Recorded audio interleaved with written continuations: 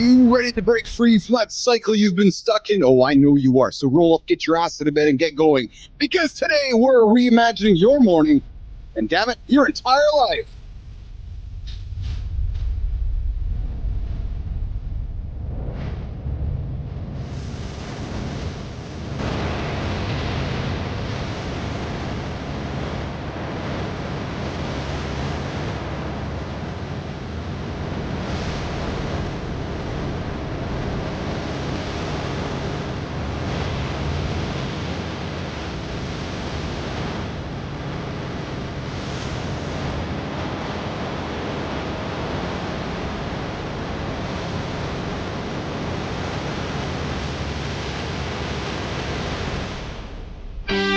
There we go.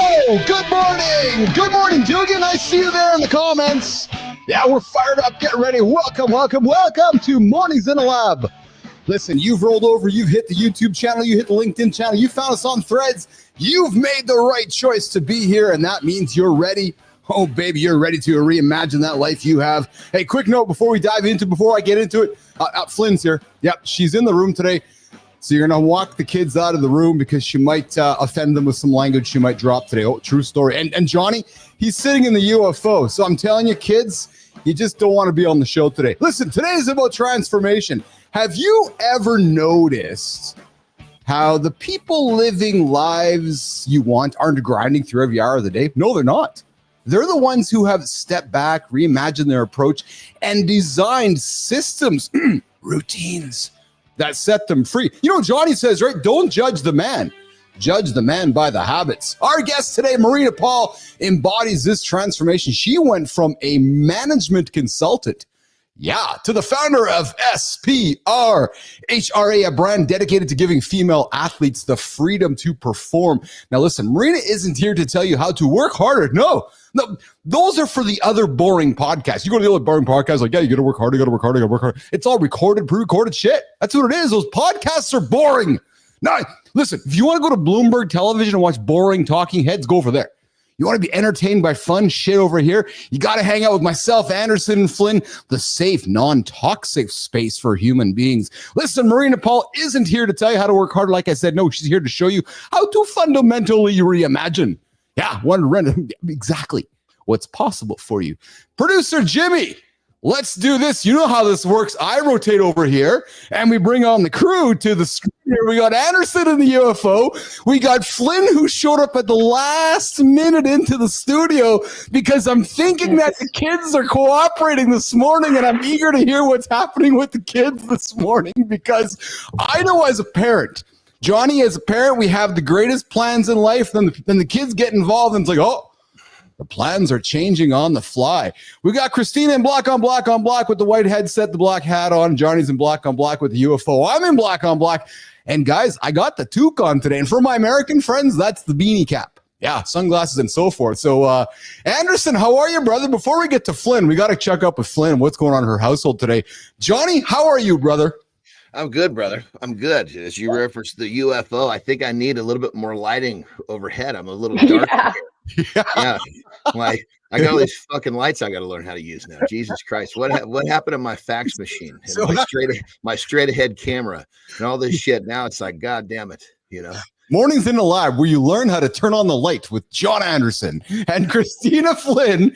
I got to ask you, kid. I got to ask you. You got a couple, two young ones running around the house this morning. Myself and Jimmy. Jimmy's like, is Kristina on the show today? I'm like, oh, yeah, I know she's here. And then I see you into the lab this morning. I see you just fucking fly in. And how was the morning? Who was cooperating and who wasn't? Oh, you know. I love my children. I do. You all have children with yes. me. Children are the best and the worst thing ever. And it just depends on what moment you're in with them because they will ruin your life, but then they will also make your life infinitely better. So all the moms out there that are watching, they're like, oh, I haven't seen Kristina in a cap. I know what that means. It means she hasn't washed her hair today. Yeah, that's great. I haven't washed my hair today, and it was not presentable. So we threw on a hat. That's what we did. But we're here. I do that too. When I see you run into the studio at whatever it was, 7:58, the show starts at 8 o'clock Eastern time, John. I see Flynn fucking fly into the studio, the hat's on, the face is a little flushed, and I'm like, oh yeah, I know how the morning went this morning. I know exactly how that morning went this morning for Kristina, Aaron, and the gang. Listen, It started last night, but here we are. It started last night. Oh, John, we talk about how morning routines are affected by what happens the night before. That's true. Oh, yeah. Flynn, Yeah, tell. You know, you probably have both experienced this. When, like, your kids come home and, like my daughter was not in a good way. She was just like, I'm going to cut you. Something's going on. And I was like, there's something must have happened at school, because it's not you and it's not them. It's like, they're just like so overwhelmed by something that's gone on. And she just went into like full on, like crazy tantrum mode, and then just like passed out. We asked her this morning, I was like, do you remember what happened last night? Of course She's not. like, no. It's like she just went blackout. She went blackout angry, and then she passed out on my lap at 5 p.m. Well, there. Well, you know, the thing with kids is, you know, we got to remember is that, you know, we're adults and we have a hard time controlling our emotions. Now let's think about this little creature who has, they just don't, there's no forgive, there's no parenting, there's no coaching, and there's no experience. Because if you think about it, we get better at controlling our emotions through experiences. Like when we see a repeat situation, like I've been here before. Yes. They don't have any of that. So they're just like, it's like that shit just bubbles up and it's coming out whether you like it or not. You know, it's that energy. And you know this, Johnny's like, fuck, I'm 41 and I don't have control of my emotions sometimes. Like, how am I supposed to expect my 5-year-old to do it? Oh, man. And you know, I think the biggest mistake a parent makes is when a kid explodes like that, the parent explodes with them. Now all of a sudden what you're doing is you're throwing fuel on that fire. When they explode, it's okay, honey, cry it out. This is natural. This is the way it works. Rub their back and just kind of let it get out, and they'll learn it's not a bad thing. But then all of a sudden when they start they realize that they can freak out and push the button and make the parent freak out. There is, and they got some control now. That's awesome.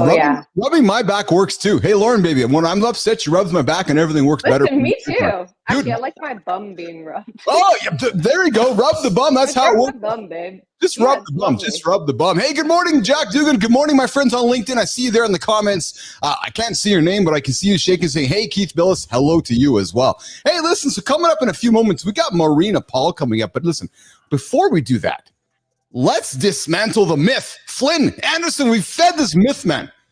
Work harder, wake up earlier, hustle nonstop. Well, the truth is, here's the truth. The truth is that exhaustion is not the path to greatness. No, what does Johnny talk about all the time?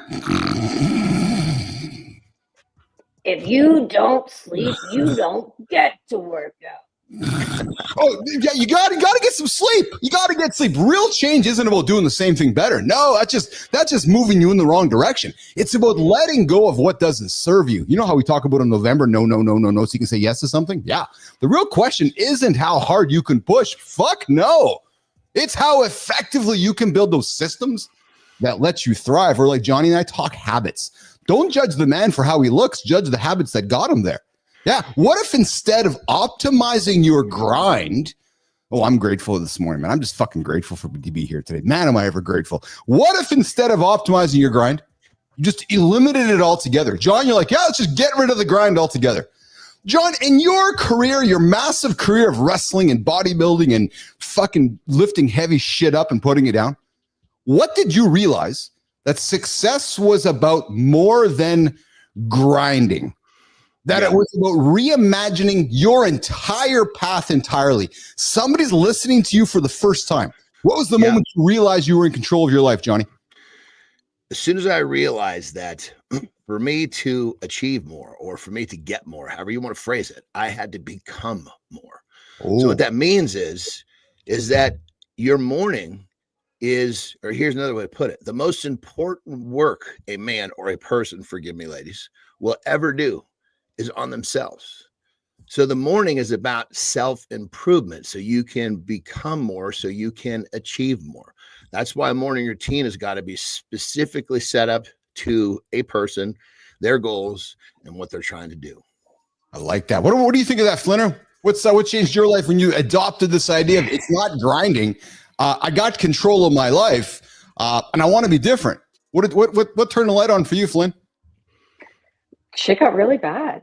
Yeah. It's often the reality. But September 2023, I was facing another burnout again. I had the talk with my wife. She sat me down and she was like, this isn't going well. And this is not okay. And we cannot continue like this. And if things don't change, this will not end well. And that, in conjunction with having to shut down my digital agency, like when it rains, it pours, as they say, that was the moment of being like, I can't keep doing this. I'm fucking myself over. I'm fucking my family over. I can't just keep grinding in desperation. There needs to be purpose to what I'm doing. You know, Kristina, when you said that, you saw me tip my head. I felt the fucking tension in my neck come, because there is such a fucking balance of you. If you're going to commit hard to your business, you have to commit equally hard to your loved ones. Otherwise, they feel left in the fucking cold. And what you said is coming down the pipe hard and fucking fast, whether you like it or not. So that's something that I'm lucky. Yeah. I'm lucky my wife came to me before it was too late. Before it was too late. And was like, yo, because I've met so many founders, so many entrepreneurs. That's what we're doing. We're grinding. We're hustling. We've got this idea of what we need to do, and we're not patient. So we're going. And it's kind of like those around us have to just accept it. Sorry, I'm an entrepreneur. I'm trying to do big things for us. You got to just accept it, but that's not real. And when they come to you and they say, yeah, you know what? I'm done.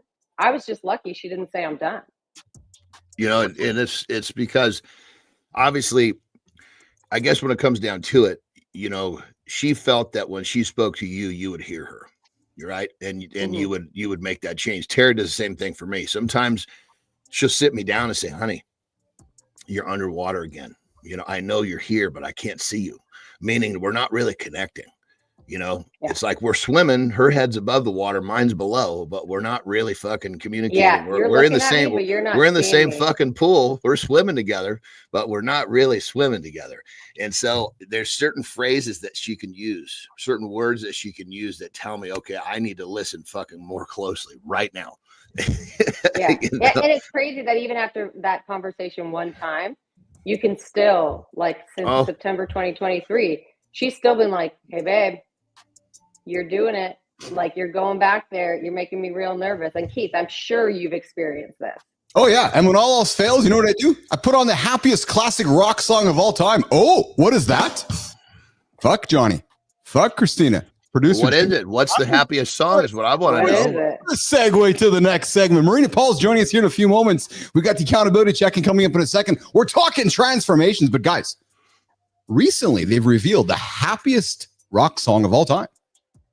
I'm dying to know. I know you are, and maybe I'm not going to answer. I'm just going to tease it throughout the show and hang it till the second hour, nation. I'll figure out a way to reach through this motherfucker and pull you through to my side of the screen.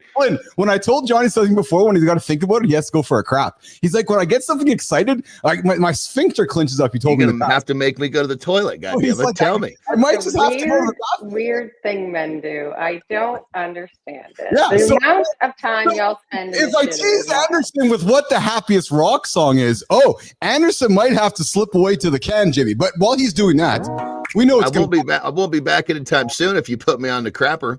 You know, coming up in the show, the happiest classic rock song of all time. Yeah, baby, that's the hook. We got the accountability check-in coming up right now. Listen, today's about transformation. That's why Marina Paul's here, apparently. I think that's why she's here. Fuck, I don't know why she's here. Oh, kidding aside, Marina, listen. We'll take the glasses off for this one. It's funny, when I get down here in front of the camera and the microphone, shit just changes for me. The dopamine flies and just words come out of my mouth. Listen, when you think about your morning habits, are they helping you become the person that you want to be? Or are they keeping you in the past? You know, that place over there? Yeah, the past. The M&M concert that I was at back in the 1800s. Listen, identify one habit that just isn't serving your future self. No. Just put it aside. Say, fuck it. Put it over there. What would happen if you replace that habit with something that actually empowered you? Like the happiest classic rock song of all time coming up later on in the show. This isn't about adding more. No, baby, no. It's about transforming what you already have. It's not rocket science, actually.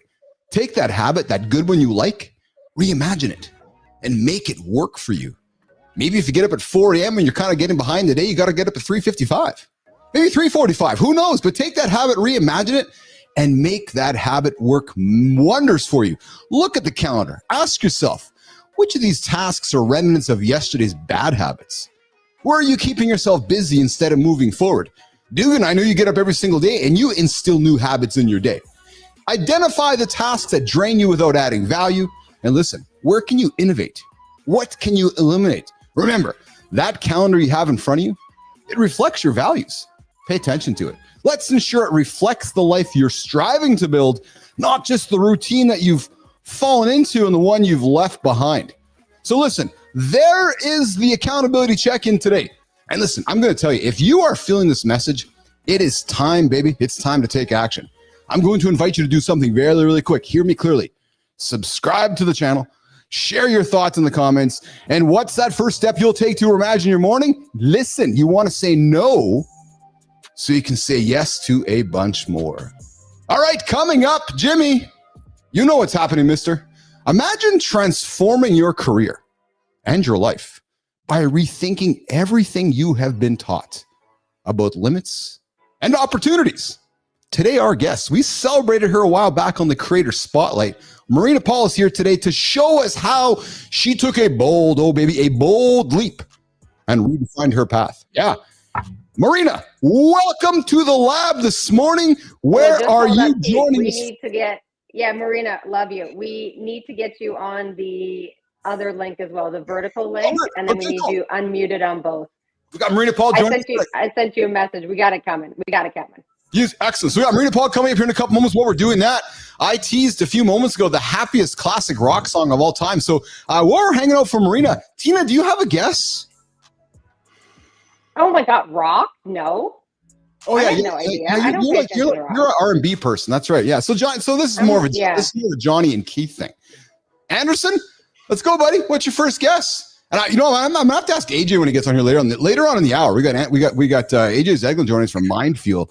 What is your guess, Mr. Andersen, for the happiest rock song of ever? It's happy is kind of we all have our own definition of happy. Sometimes a song that makes us happy is the one that draws out that emotion that almost makes you want to cry, and you can't tell if it's a good or a bad cry, but you love the emotion. This is right. Right. That's one variation of it. Then there's another song that's so goofy pop culture that it becomes, everybody associates happiness with it. So I don't know. I would need more direction to try to take a reasonable crack at this really complex question. Well, as the show's going on, I'll keep giving you some direction for the happiest classic rock song coming up later in the show with Keith and John and Kristina, Flynn. And of course, guys, we have our guest who made it into the vertical feed, the horizontal feed. She figured it all out. Marina Paul is joining us here this morning. Marina. Hello. Thank you so much. Good morning. I'm really sorry for you're not. We got to get you unmuted on the vertical stream here. We want to unmute that. Wow. My gosh. Try that again. There you go. Okay. There you go. We got you there now. Marina, SPRHRA. Yes. How are you? Superhero. I'm good. How are you? Sorry about that. I'm fantastic. Thank you. Just got a little bit of energy this morning. I had a cup of coffee. Yeah, just cut some coffee this morning. So, Marina, the question we like to ask everybody when they get on our show that makes Keith and John really happy, it satisfies Keith and John's curiosity every single day, and especially Marty's when he's here, and then Richie's when he's here. Hey, good morning, Richie. Go get it at Texas A&M today. Marina Paul, what is your morning routine every single day? Even if there isn't one, what's your morning routine? When's the alarm go off? What do you do to get after it every single day, Marina Paul? Oh, I didn't do it this morning, so I feel like a fraud. But my morning routine, I try to wake up around 5:30. I try to the first thing I do is I do like a breath work exercise. I'm an athlete, so I felt like the meditation didn't really work for me. It's hard to sit still, so I do more of the breath work. And then I work out, get ready, and I try to be working by 7:38. Nice. So my first question is, why do you get up so late?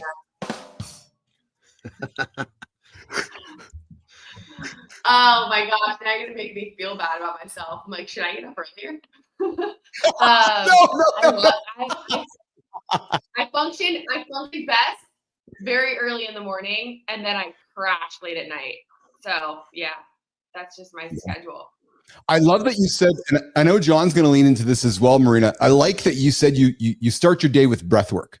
I know John does as well. John gets up, he does his rebounder, and he sits down and he counts, right? Johnny, you count, right? And then you stop at where, if I'm correct, Johnny, and I love it because you taught me this. You sit down and you start counting in your head. And you don't know whether you get to 10, 20, 30, 40. Last week you said you got to 130 or 150, but you count till you get your spot. You get yourself to a space. I can't. That's right. I count my way in until I have that. It's like now all of a sudden I'm aware of a bunch of shit I wasn't aware before. I can usually hear it. I can hear sounds that I couldn't hear before. Sometimes I can actually hear my heartbeat. Once I'm hearing shit that I wasn't hearing, now I've entered my space. And this is where the joke I like to make is I don't even know what fucking questions to ask, but the answers are showing up. Yeah. Marina, what do you take from that when you start your day? When you start your day with breath work, similar? Yeah, I try to bring stillness, but I also, I try to bring stillness because everything starts clogging your brain right when you wake up, and I try to not let that clog my brain as much as possible early on. But yeah, that is the stillness, I think, is huge. And that's not easy. I mean, like today, I had like almost 30 minutes, which that's like that's a good. I mean, many people starting off, just fucking go for a minute. You know, I'll say, look, just count. Don't even worry about the space. Just count to 100 and you're done. And basically what'll happen is they'll get the breathing starts off at a certain pace. And then as you start getting closer to that spot, it'll slow down. And all of a sudden you start to get, whoa, I can hear the clock. Yes. Yeah. Whoa, I just heard the refrigerator compressor turn on. Holy smokes, I'm hearing what are these sounds? I've never heard these before. Next thing you know, you're in this spot. And once you find that spot, you're very curious to find out more. And usually at that point, somewhere right as I start to hear weird shit like that, all of a sudden, boom, something that I had forgotten pops into my head, or like a great idea pops into my head. And I'm like, okay, I'm here now. Let's go. Oh, I like that. I like that. Hey, you're hanging out with Keith Bilous, John Andersen, and Marina Paul here, Mornings in the Lab with Keith and Friends. If you're just tuning in and I see you there in the feed, hit the old subscribe button. We are a morning show for men. Our purpose, John and Keith's, we get out of bed to help you guys achieve your big goals. Yeah, true story. We get up. I get up at 4 o'clock. I get my coffee in place. I count down. I'm like, I got to get up because that guy over there needs a little bit of accountability, needs some help, needs some fucking motivation to get going in the day. John and Keith are here all the time. So if you need a free accountability party, hang out with us. And we are talking with Marina Paul this morning. Good morning. Good time. I see you there in the comments as well. Marina, your journey from corporate consultant to the founder of SPRHRA is a bold, it's a bold transformation. Marina, what sparked that change? How did you find the courage to step into the unknown that so many are afraid to step into, but yet you did it, Marina?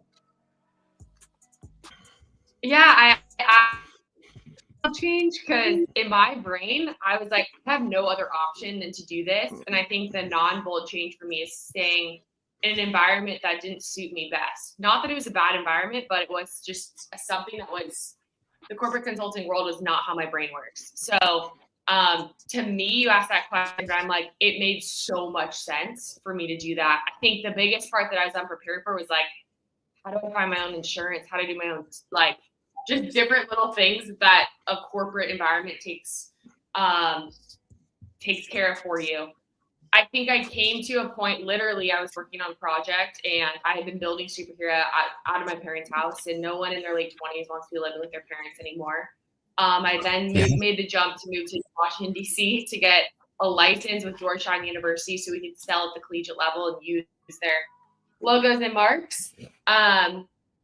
And then I got on this project that I thought was going to be my dream project, and it was terrible. I'm like, yeah, I'm out. Like, immediately. I got the biggest ick, or whatever you call it. And I was like, I literally cannot wake up and do this anymore. So I just quit it. Without a financial plan and anything in the future. I just straight up believe in myself. Yeah. So Marina, this is so first of all, I know you're joining us on the West Coast this morning, so I appreciate you getting your ass out of bed and starting your day early with us this morning. Let's talk about something that there's a lot of listeners and viewers of our show right now that are feeling. The feeling of being stuck. What was that critical mindset shift for you that allowed you to break free from the limits that were holding you back and to start building something truly aligned with your values? Was it the awareness that, holy shit, I'm in my 20s and I'm still living at my parents'?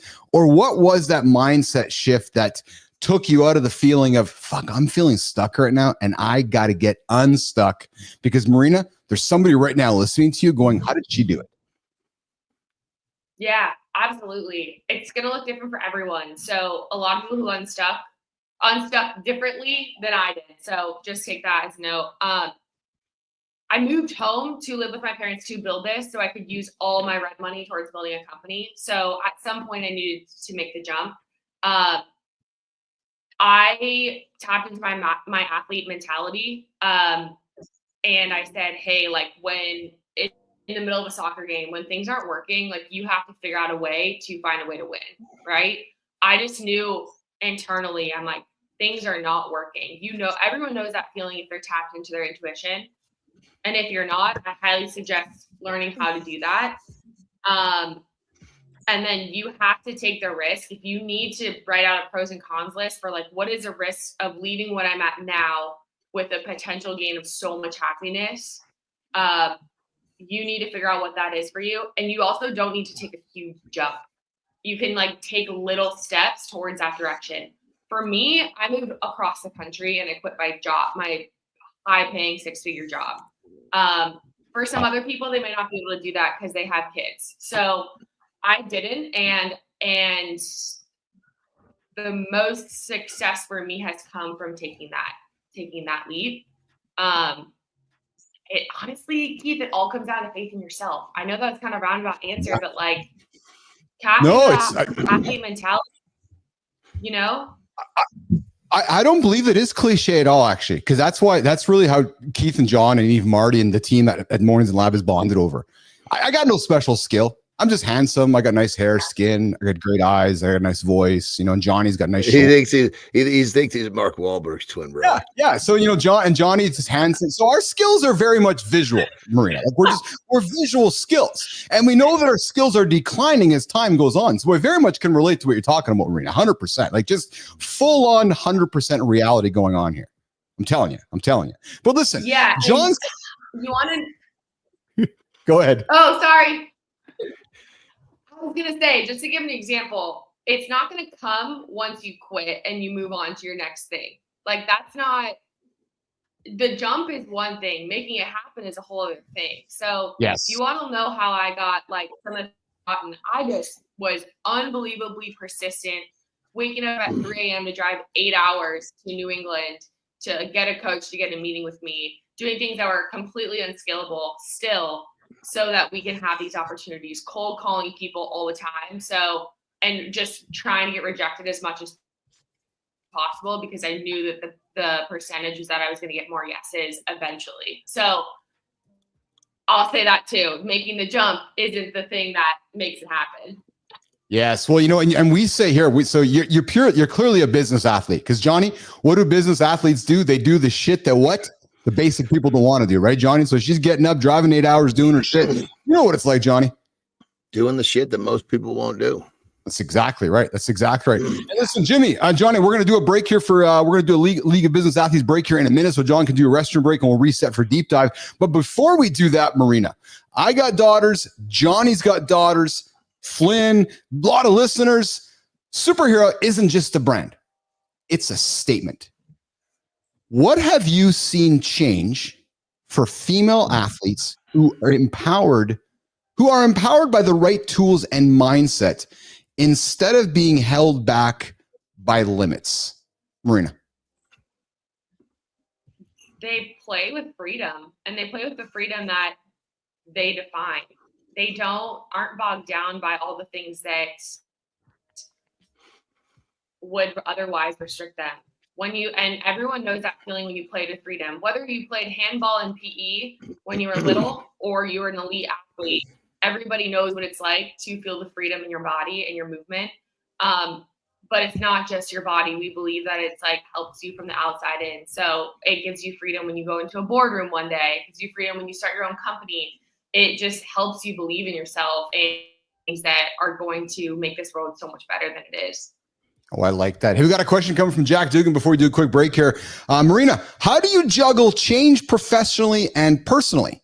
What things did you use to cope with change in your life? And, it's a loaded question with many different answers, but let's simplify it. Like how did you juggle that change, Marina?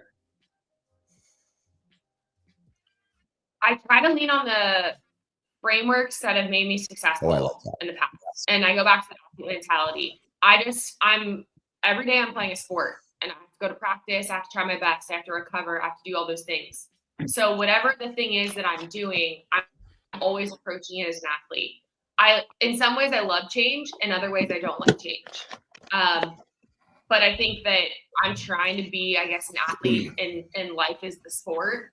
And so to be the best athlete, you have to constantly deal with change that you don't necessarily see coming, or some that you actually want to change, or some that you actually change you want to happen. I like that. All right, listen, Jimmy, we're going to do this. We usually do the See Marty Fit Tip, but Marty's off doing some shit this morning. Important stuff. Johnny's going to go for a break. Marina's going to pause, and I'm going to address all of you. Yes, I am. Coming up in a few moments, the happiest classic rock song of all time.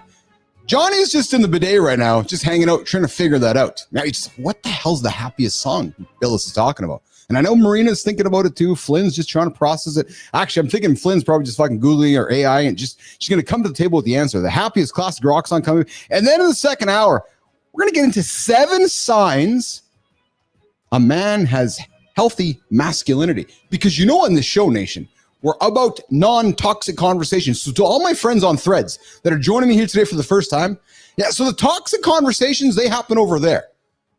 On the platform, just the one over there. Yeah, that one over there. Over here, we create a safe space. What does that mean for you? Well, here's how it means for me. So what it means for me is this. I don't care what your skin color is.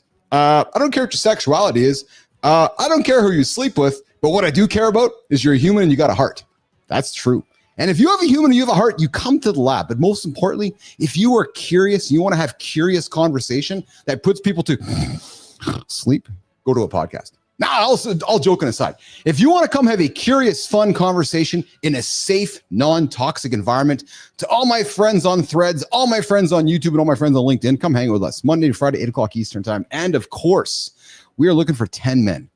10 men who want to change their lives. In the League of Business Athletes, League 100, kicking off here. 10 men, 100 days, 1 result. Success.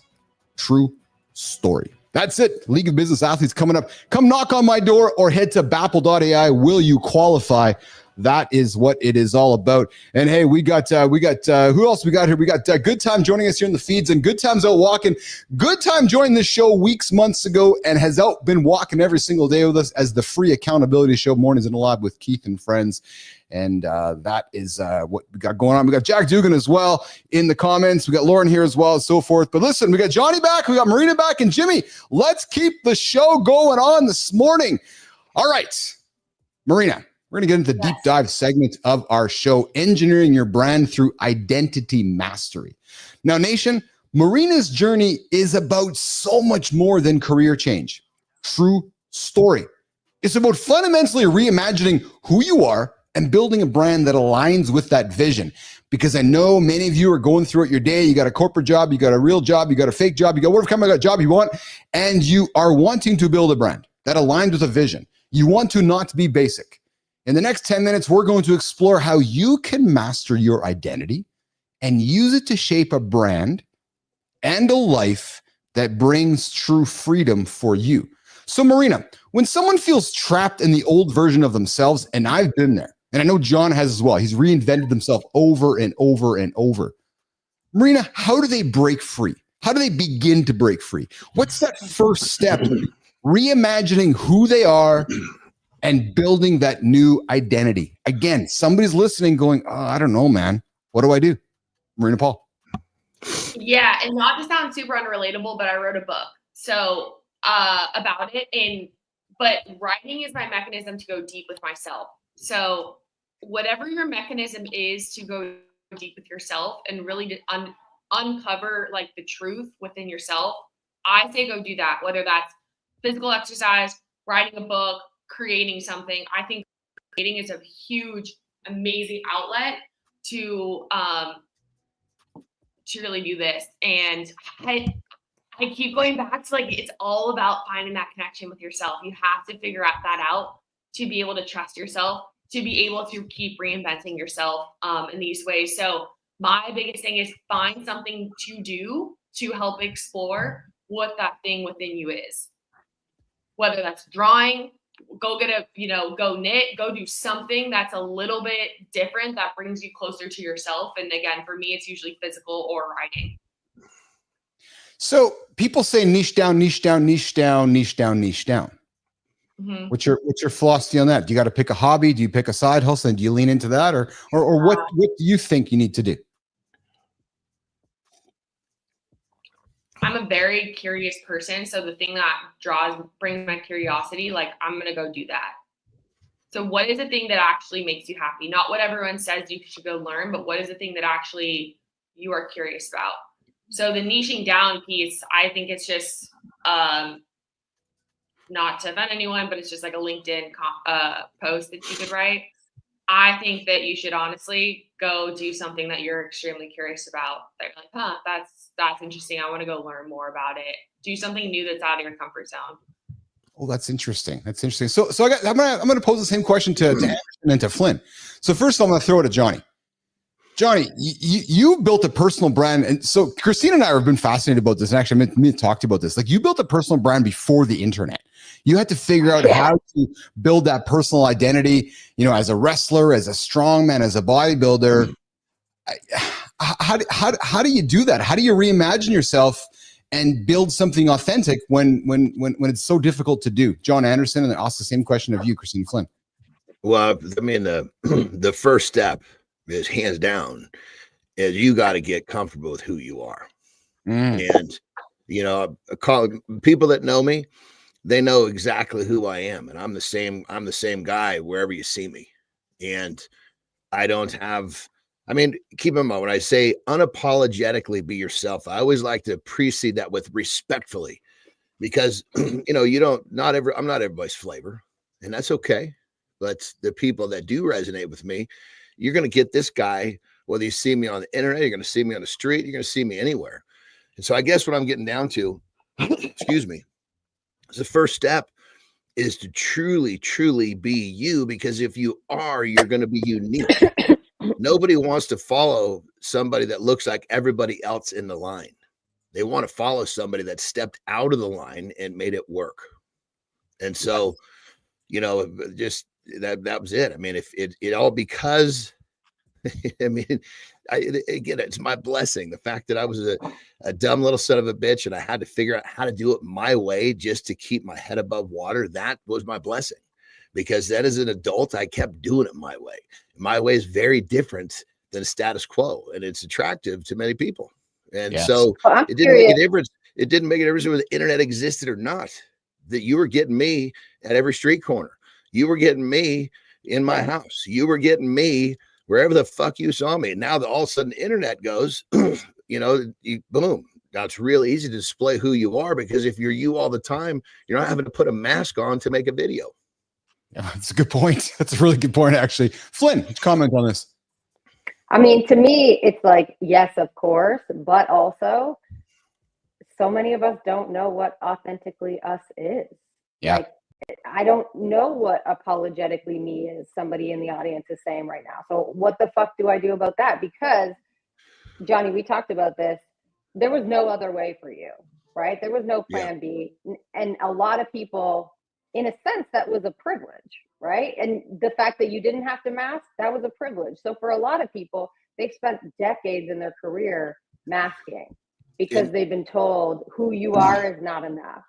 So true. And I was going to say, so what you said is so true. And I think the first step would be, sometimes you don't know who you are, right? You're trying to figure out, who am I? Who is the authentic version of me? And the first thing you're going to do to figure that out is to stop giving a shit what everybody else thinks, because when you're maneuvering how you are because of everybody else, you're never going to find who you are. See, I actually think it's the opposite.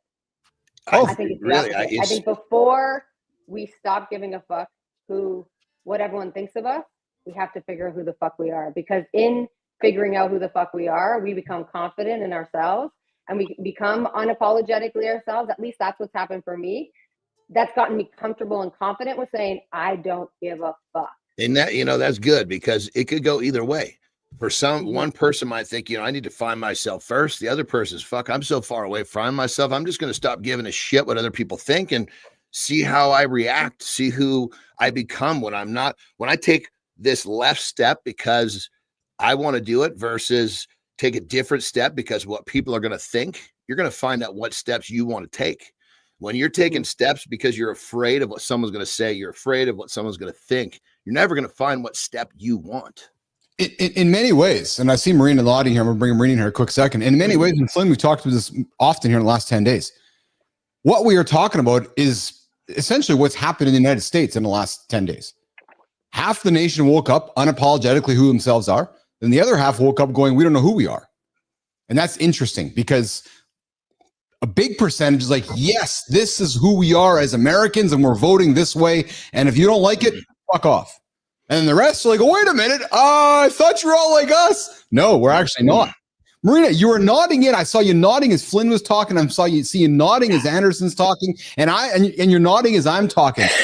Jump in here, because I can hear you just itching to say something. Marina.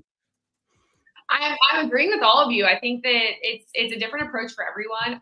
For me, I still care what people think, unfortunately. And although I've done all this self-discovery, it's still a practice I have to do every single day to say, like, we are not going to care what people think who are outside of our support system, because emotionally, I do not have to worry about that. I'm safe with the people that I have, and I only have to care about those people. So, yes. Or what those people think. That's what I think I commented on your prompt yesterday. That is something I'm practicing. At the same time, I still go after what I want. So there's like this tension within me to be like, I really want to stop caring what other people think. There's a part of me that's like, I don't give a fuck what anyone thinks. And then I still go after what I want to do. And it does not look like what every other female my age is doing, plus or minus a few years. And that, I think, has brought me the most joy in my life.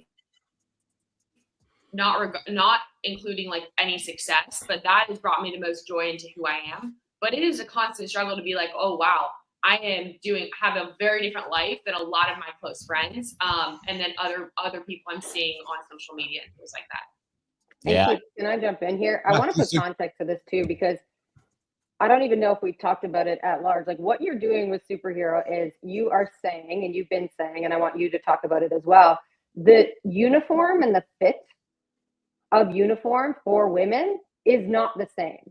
And if you are a woman and you have ever played sport, you are given a man's uniform and said, figure it out.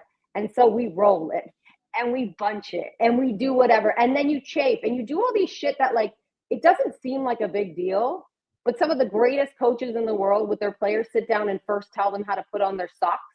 Because if the seam is a wrong way, you're going to get blisters. And if you get blisters, you're going to play really shitty. So when you think about what Marina's doing, she's saying uniforms and performance.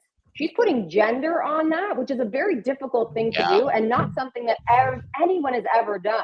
So what you have accomplished to date, Marina, is massive. The sports industry in which you're doing it in is not overly accepting of you need uniforms for women. So talk to us about that. Yeah. Absolutely. I mean, the whole concept comes from the idea that, like, every single person is unique and has like their own unique skill set that they bring, their superpowers, that I call them. So we're all wearing the same uniform with this crest on our chest of who we're representing. We're all stoked to do it, but our bodies are completely different. And it's time that we accept that. And it came to a very personal story of just honestly eating disorders and really struggling with body image when I was an elite athlete in college, and seeing so many other women struggle with it. I'm like, there is clearly an issue here, but nobody wants to address it. And I continuously hear that with top brands, that they know that there's an issue, but yet they don't want to actually invest the resources to change it. So that is something that I see. And then going to last night, I'm dressing 12 to 17-year-olds. Some of them, they're all online getting their fittings done. Wow. And some of them are not small, but they are saying that they're small because everybody else around them is small. So I see what that does to teenagers playing a sport in their formative years, and how we're telling these female athletes that they all need to be a certain size because their size identifies who they are, that these uniforms in the first place weren't meant for them and to fit their bodies. So it's a very twisted thing. And that's why I see such a huge opportunity in disrupting it, because the ripple effects it'll have on not just those athletes, but women everywhere, to say like your uniqueness is actually your superpower. So why do you keep trying to change your body to morph it to something that you're not? So going back to our previous conversation, there's a lot of, I think specifically with women, I think Kristina and I have talked about this. It's really difficult to not give a fuck if you're not the perfect size and look that society wants you to be. And I think some are doing that really well, but because everything has told us to be like that one girl, it is a little bit more difficult, I think, at least from what I see. Hey, you're hanging out with Keith, Kristina, John Andersen, and our guest Marina Paul here this morning, Mornings in the Lab with Keith and Friends. Coming up in a few moments, the happiest classic rock song of all time. And hey, in the next hour, seven ways that, men can be seven. We're going to redefine masculinity coming up in the second hour. And of course, coming up in 2 minutes, AJ Zeglin with Mind Fuel. But Marina, hey, listen, you've given us a ton to think about today. Like, I mean, a ton. And Flynn, I think we got to bring her back, because I feel like we're just scratching the surface with some of the issues that Marina is bringing onto the table, solving uniform challenges for females and so forth. Like, wow, that's some pretty powerful stuff. But Marina, from reimagining our identity to building a brand that's truly in line with who we are, I want to thank you on behalf of Andersen and myself and Flynn for sharing your insights and showing us how to engineer real transformation through your own story. Marina, where can Business Athlete Nation, LinkedIn Nation, Threads Nation, where can humanity find you, connect with you to learn more about Marina Paul and your work? Marina. Absolutely, yeah. So you can just, my name, Marina Paul on LinkedIn, same on Instagram. I have a Twitter. I don't know how to use it yet. But yeah, that, and then Superheroes at SPRHRA _ on Instagram. That's our main platform. Awesome. Marina, you come back and hang with us again sometime. I hope you had as much fun with us as we had with you. Appreciate you. Thank you, Maria. Thank you so much. Bye. Awesome. We'll see you later, Maria. All right, you guys know the sound effect. I'm going to get off stage. Flynn's going to get off stage. We're going to put the guy in the UFO on stage. And I know AJ is just quietly waiting in the green room to see what the hell Andersen's going to say next. And so am I. Johnny, you're up, brother. Come on, man. Do you find that people upset you? People piss you off? Maybe it's a coworker. Maybe it's someone in traffic. But do you find that someone upsets you and you end up carrying that forward through your day? Sometimes it can actually have a negative effect on your day. Well, if this sounds like you want you to remember this. It's a choice. You have the choice to allow that person to upset you or not. You are the one giving someone consent to upset you. Look at it like this. Does that person that flipped you off in traffic deserve to fuck up your day? Probably not. So when you find yourself reacting to people doing dumb shit, remember, if you get upset, you have given them consent to upset you. You have given them consent to fuck up your day. Do you really want to do that? So remember this. Only you can choose to allow someone to upset you and fuck up your day. Using the dual camera effect too, looking one way, looking the other way, bringing it onto the table. And I'll tell you something, Nation, one thing Andersen's taught me is how to respond instead of react. And he's done a wonderful job of that. And I work on that every single day. And it's at this time, we changing the sound effect for our boy, AJ Zeglin. And listen, AJ, my brother, what's going down? Most people, Johnny and AJ, most people try to make life-changing decisions when their brain is already exhausted. Today, we're going to talk with AJ about how to recognize when you're not in the right mental state to make big decisions and what to do about it. And I'm excited about this because I feel like I can relate to some of this as well along the way. Oh my God, dude. You just described me in my fucking 20s right there.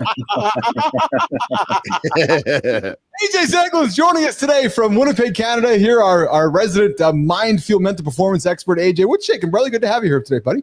Oh, great to be here, guys. I'm coming off a night with the boss last night.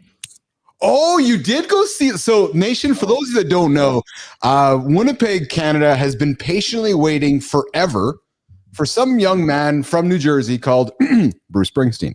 And since we are teasing the happiest classic rock song of all time coming up later on the show here. No, Johnny has nothing to do with Bruce, but the boss was here last night, and we are here talking mental performance. AJ, but quickly, buddy, how was the show last night? Did he perform? Did he do well? Yeah, it was amazing. It's absolutely incredible that he can perform like that. Like he's 75 years old. I had to look it up on the way home from the show. Man. Yeah, and he doesn't even he maybe has about 2 or 3 seconds between each song, and then he just right in the next one. They played for just over 3 hours, just straight. Holy shit! Just like nonstop. God, there were no breaks. Just and watching his band play live, they're so tight. They play so well together. Yeah, just like every single sound, every single part or element of each song is played by a live musician. He has like 20 people in his band up on stage. It's absolutely amazing to see. That's really cool. I got to say right there, this is a guy who's been killing it on stage since he was young, and he just never stopped. And he's 75 and he's still able to do it.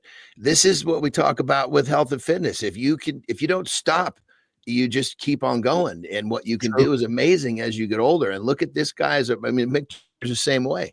Yeah, exactly. Hey, you're hanging out with Keith, John, and AJ here. Mind Fuel segment. For those of you cookie tuning into the channel, I see you in the feed there. I encourage you, I invite you, and ask you, damn it, subscribe to the channel. It'll show up on your phone here, 8 o'clock Eastern time, Monday to Friday. Get your ass out of bed. AJ, let's break down the protocol of big decisions. Yeah. People sometimes just don't know how to make a big decision. And what's that exact signal that tells you you're not in a mental state to make critical decisions? And I love this because I've had to make some big ones in my life. Johnny has as well. And sometimes you think you're ready to make it, but you're actually not. Let's lean into this conversation, AJ. I'm fascinated with this, frankly. Yeah, I mean, for me, it always comes back down to the fundamentals again. This might not be a super exciting answer, but it's like, okay, how have I slept? Has my sleep been good? Because that's going to be the foundation for absolutely everything else in my life. Every skill, every tool, every strategy I want to be able to logically think through a problem, to be able to regulate my emotions, to do all this stuff is going to be linked to if I got a good sleep at night. Yes. Right? Have I been eating well and taking care of myself? Right. So my sleep's been good. My nutrition's been good. I've been physically active. If I've done all these things, now we've set that foundation for ourselves. We're both mentally, physically, emotionally. We're in a better spot to be able to evaluate, exactly where we're at, where we want to go, what we want to do.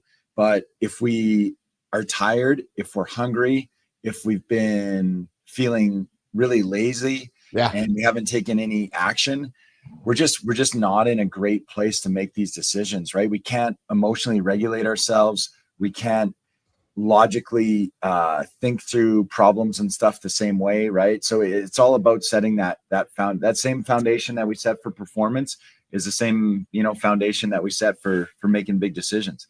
Johnny, I see you nodding here as he was, and you had a smile on your face as he was talking about it. What are you relating to as AJ's talking?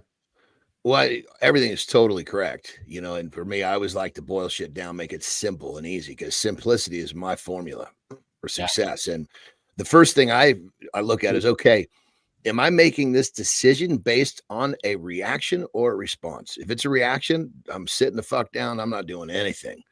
And then even if it's based on a response, I think to myself, okay, if I don't know exactly what to do, I'm going to do nothing because the answers will come. I just don't have them right now. And those two things right there have got me out of a hell of a lot of trouble. Because when I was younger, I would react usually very emotionally. I'd make a decision, and all of a sudden, I'm like, what the fuck did I do to myself here? God damn it, stop doing this dumb shit. But, sometimes you need to take some lumps to learn how to not to do the dumb shit. And that's what happened. I learned very quickly. So everything AJ is 100% on. I just lead with those two first things to get me into a position where, okay, then I can do a little deeper review. Yeah. AJ, I want to throw something at you that I know there's people listening right now. I want to give them something to think about and maybe something to hang on to help them get through their day today. So you and I've known each other a long time, and you've been with me through my divorce. I met you after I sold my company. But the commonality between both of those experiences, AJ, was big decisions along the way. Right. And what I learned from both of those massive life experiences, and I want you to lean into this, is the power of time. Right. Where, you sit down with your lawyer on Monday and you have to make a big decision. He's like, no, Keith, we're not making it today. I'm like, what do you mean? He goes, no, we're not going to make it till next week or the week after. I'm like, well, no, but I want to make it today. He's like, no, we're not making it today. Right. And I had to learn that, AJ, because he's like, no, Keith, we're not making it today. I want you to take the time to process that. Now, and I want to take that a step further. And here's how I think about it in my head as a human being.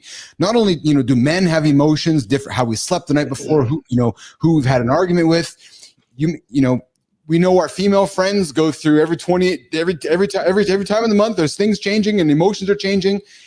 Talk about the time and how we can use time to our advantage to make big decisions. Do you know what I'm saying, AJ? Yeah, absolutely. So two things. I think sometimes when stuff happens in the moment, we don't have the proper perspective in that moment to really fully appreciate if something's been good, if something's been bad, or maybe, how we can respond to it. So obviously time allows us the ability to gain perspective. Yes. Also, another analogy that I like to use called the box analogy, and I use this for a couple different things. Well, we use it in grief and trauma and different stuff. So, let's say you experience something that was quite hurtful to you in some sort of manner. Yes. And you're trying to figure out, like John was saying, am I responding to this? Am I reacting to this? And it's like, okay, well, you imagine there's a box. Okay. So we have a box here and there's a little button on the wall. And when we're really close to that event after it happened, that box is really tiny. Okay. And there's a button on the wall and you imagine a little ball bouncing around in there. And every time that button gets pushed, we have a very strong reaction to it. Right. There's a few things, so our goal is going to be to try to make that box as big as possible. Right.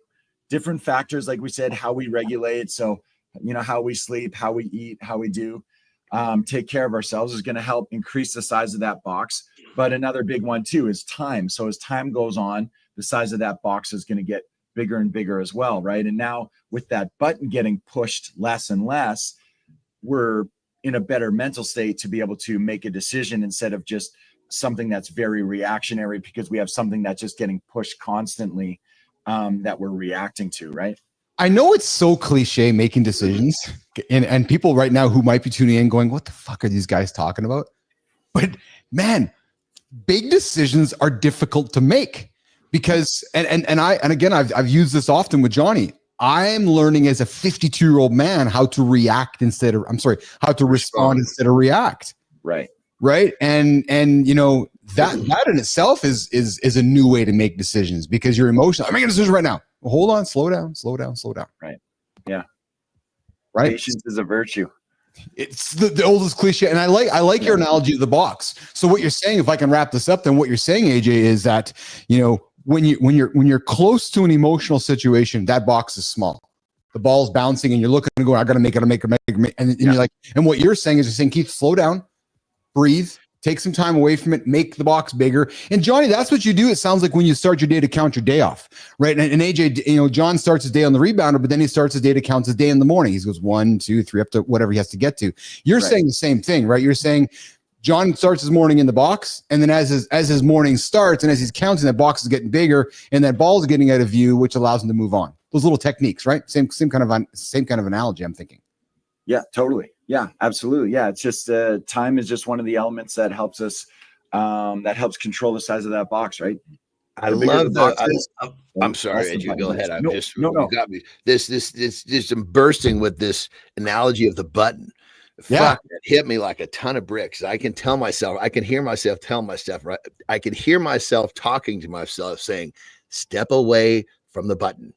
Yes. If I don't know if it's time to push it, just step away. Because if I can't reach it, that's going to give me the time and the space I need. And I love it. That's like, because keep in mind for our audience, when we talk about stuff, there's going to be certain things that are going to resonate. And what AJ just said just hit me like a ton of bricks. Is like, okay, I say, if I don't know what to do, I'm not going to do anything. Well, now I'm going to tell myself, okay, that's already in there. Step away from the button. It makes it so clear. Okay, if I can't reach that button, I can't make that choice. I'm in a safe spot right now.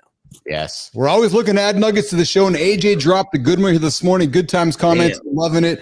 I got some other comments here, AJ. That's a great takeaway today, which is, Nation, if you're looking to make a decision today, step away from the emotion. Look at that box. How big is it in your head? And as AJ said, if you can take time away from, and if you can take time, if I'm explaining this properly, AJ, you take time, that box is going to get bigger, and that button's going to get bigger, and it's going to slow you down to make that big decision. All right, AJ? Yeah. That box just gets bigger, right? So now that ball bouncing around in there hits the button less and less, right? So it's less of a reactionary response to the button being pushed now, and now we're in a better position, as John would say, to respond. Yes. Oh, I love that. Can I just say too, this analogy, I jumped on stage here because this analogy helped me get through the worst period of grief that I've ever had. And you mentioned it, AJ. Nice. It was done a little bit differently, but it's the vision of the box and the ball. And when that first thing happens where you're grieving somebody, that ball is going to touch the wall many, many times. Anytime you think about something, it's going to touch the wall. And it's got so many corners to touch. So you might just break down at any second. Over time, that ball, which represents that loss, it's not going away. It's always going to be there, but it's going to get smaller and it's going to get smaller. So it's going to hit the walls less. Yep. You're going to think about things differently, but 1 minute it hits the wall, it's going to feel the exact same way as it did when that ball was big. So I say that because it's one of the most monumental things that helped me through the grief and the loss of my brother-in-law. So thank you so much for bringing that up, AJ. Yeah, no problem at all. Cool. It's something that I use in my practice a lot, a helpful analogy for a lot of people with grief and trauma and loss, right? And so yeah, I'm glad to hear that it was really helpful for yourself. Awesome. AJ always dropping nuggets here Tuesdays and Thursdays, mornings and live with Keith and Friends on the Mindfield segment, 8:45 Eastern time. AJ, dude, thank you for coming in today. I know it was late night last night hanging out with the boss. You brought it today, man. The nuggets today. I know there's people going, okay, I get that. Doozy, baby. Doozy. Yeah, very much a doozy. These insights are huge, brother. Coming up in the next hour here, we got 7 signs a man has a healthy masculinity. And of course, coming up, the happiest classic rock song of all time. AJ, you're more than welcome to hang around if you like. But of course, we got coming up with Kristina Flynn in a second. I know what I'm going to guess now. What do you got coming up here, Mr. Zeglin? What do you got going on today? You going to go catch a nap here today, brother? Or what do you got going on today? Oh man, there are no naps in my future, unfortunately. I'm in the gym, and then I'm at the clinic, and then back to the gym, and then back to watching my son play hockey tonight. So it's going to be a bit of a crazy day, but that's okay. You know? The life of AJ Zeglin, our mental performance expert. Listen, you want to connect with AJ, go find him on LinkedIn, connect him through myself. If you need help with mental performance, AJ Zeglin is your man. Brother, enjoy your day, man. I really appreciate you. Thanks, guys. It's always great. Awesome. All right. AJ's out of here. Flynn's up. We're going to do a personal brand bite, and then we're going to come back with Morning Loop Reloaded. We're going to get into the happiest classic rock song of all time. And then, gents, 7 signs a man has healthy masculinity. And Johnny will make a great husband. Yeah, true story. Flynn, you're up. Personal brand bite. What a tease for that one, Keith. That's beautiful. All right. friends. So please, please, please stop playing small. You're a high achieving person. You've done a lot of things in your life. You're an executive, you're a founder, you're a consultant, you're a parent, you're a husband. You have done amazing things, but you're ready for more. And when it comes to positioning your unique expertise, that's where it gets difficult. Defining what truly sets you apart, that's where you draw the blank. I get it. I've been there. I promise you. I built brands for NBA All-Stars, for Olympians, for founders, for VCs. And when it came to telling my own story, I struggled because playing small, that's something that we're taught. It's nurture. It's not nature. Think about a toddler that you know. They're fearless. They're larger than life. They don't know how to play small. That's all learned. And somewhere along the way, we've learned it all too. But here's the thing. You're capable of so much more. And deep down, you knew that. You know that. You wouldn't be here otherwise. You wouldn't be listening to this otherwise. So here's what I want you to do. I want you to think back to your career, your life, the skills that you've built, the experiences that have shaped you. What's the one thing that you can offer? What's the one thing that people always come to you for that's super really easy for you, but they're always coming to you for support? Start there. Those are the pieces that make up your unique story. Get really, really curious about those. The things that make you uniquely you. Stop holding back. Stop playing small. Start showing up with a story that you understand and that's authentically yours. Yes, it really is that simple. I have entered my no fucks era, and I promise you, if you take today's brand bite into account, you will be one step closer to entering yours. You got this. You got this, Dugan. You got this. Good time. I see you guys. Y'all got this. And Kristina, Flynn, every day. Well, not every day. Most days. Some days. Most days. Flynn's around hanging out with us. But at this point, we like to do this. We like to tune this music down and go to this here. Whoa! Pushing buttons. Here's what we know, nation. Second hour. Woo, baby. Yes, entering with the bagpipe. Get it, Keith. Get it. Here's what we know, nation. Knowledge without action. Yeah. It creates experts in excuse making. That's that guy is laying in bed right now, Flynn. Nah, I don't know if I want to do something right now. Brother, that is so key. But I just got to jump on that. You know, it's like the three things that we need that are so important. We need a skill set, we need a mindset, we need habits. The crazy thing about without the habits, the first two don't fucking matter. Isn't that true? Isn't that true? Listen, John and Kristina, that first hour was fire, man. It just flew by in a flash. Marina Paul dropped nuggets left and right. Marina, we want to get your internet fixed up for you over there. Maybe get you some lighting over there. But hey, we appreciate you joining us first thing in the morning over on the West Coast. And you know, one more thing, brother. I got to say, you are on like a whole nother fucking level today, and with your energy, and you've also been total on another level of gratitude. This is gratitude energy, everyone.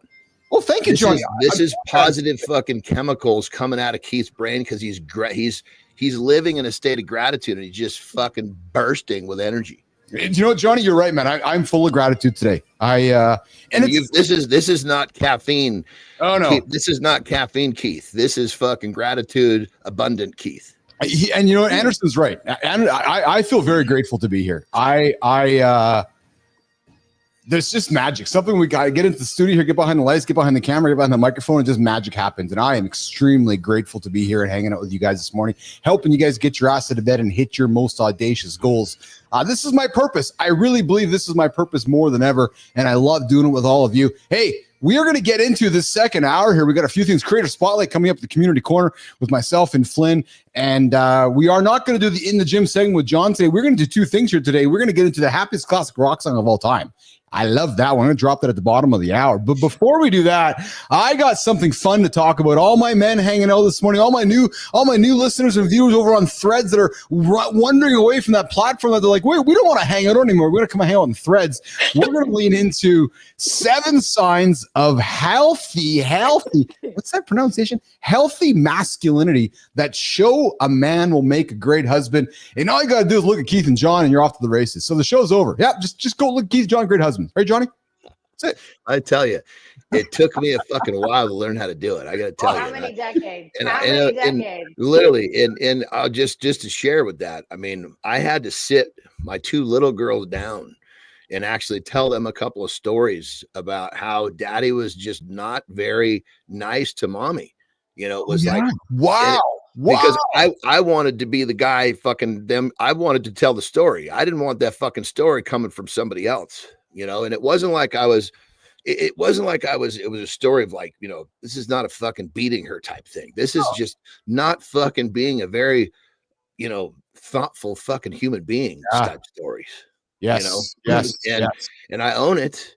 And, you know, and I tell them I'm not proud of it, but, you know, I've learned to fucking do a better job now, and I'm fucking doing it, and I'm committing to it. And so it's I think important. you raised an interesting point there, John, because I think oftentimes when we think about not treating our partners well, like that's where we go to that level. Yes. But you cannot treat your partner well by being absent, by not giving a fuck, by ignoring them, by not seeing them, by just going through your day doing whatever you need to do selfishly. That is just as hurtful sometimes. That is just as abusive sometimes. So to say and to own that, I think is big.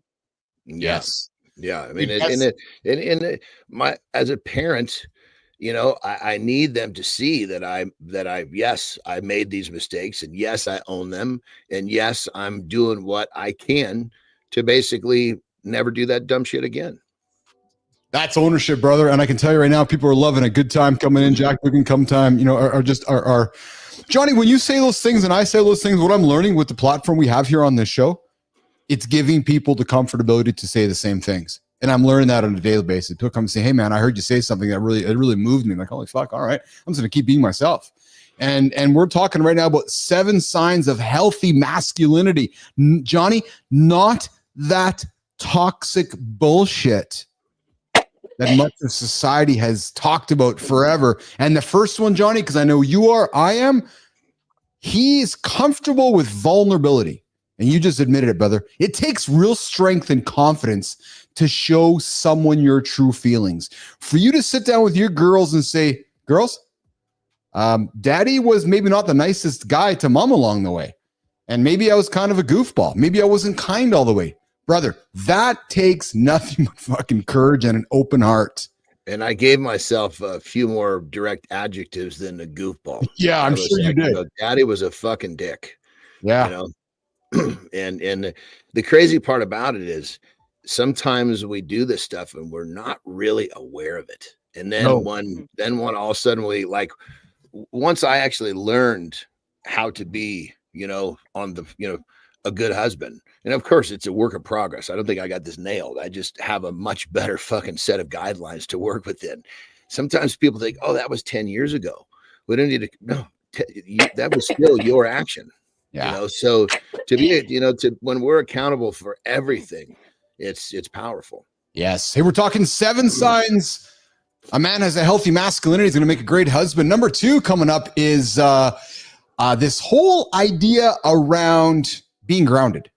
Kristina, a man who is comfortable in his own skin and knows who he is will inspire you to feel grounded and safe. Think about a masculine man as the tree trunk and the feminine being the smaller branches and the leaves and the flowers, and it all coming together. That foundation of strength for our partners. And listen, nation, whether your partner's male or partner's female, the reality is we're looking for a man who's comfortable in his skin and knows who he is for inspiration. Kristina, when you hear me say that, what do you take from that, Kristina Flynn? Oh, I think it's just, that's a really nice analogy to it, because I think oftentimes we associate these words of masculine and feminine with male or female, and they are not. No. Masculine and feminine energy are not associated with that. We should all encompass those aspects within ourselves, because that makes us diverse individuals. Empathy is not exclusive to women. Love and nurturing is not exclusive to women. We can all do those things, and because you do those things, it doesn't make you any less of a man. What we're saying here is that there could be an argument. It makes you more of a man. It makes you more diverse. It makes you more enticing to be around, because you're not just one shade. There's so much more to you than that. And when you can be accepting of that and those parts of you, which is hard, because we've talked about this. We've been told our whole lives, push that shit down. Yes. That's the feminine side. Push that shit down. You better not like that. You're less of a man. Well, so it's hard. It absolutely is, but try to embrace it. Yeah. I just made a video, like, God, when just, God, it was so days ago. And it was basically saying that, Terry was in it with me and we were basically discussing this topic, and it was short and sweet. And the end of it was basically me saying that, I am more of a man when I let her see me cry, because, and here's the thing, emotional men take a bad rap, right? Oh, you're too emotional. Well, here's the thing. The strength is to show the emotion and not do a bunch of fucking dumb, hurtful shit from it. Yes. The emotion takes a bad rap because people do stupid shit when they're all emotional.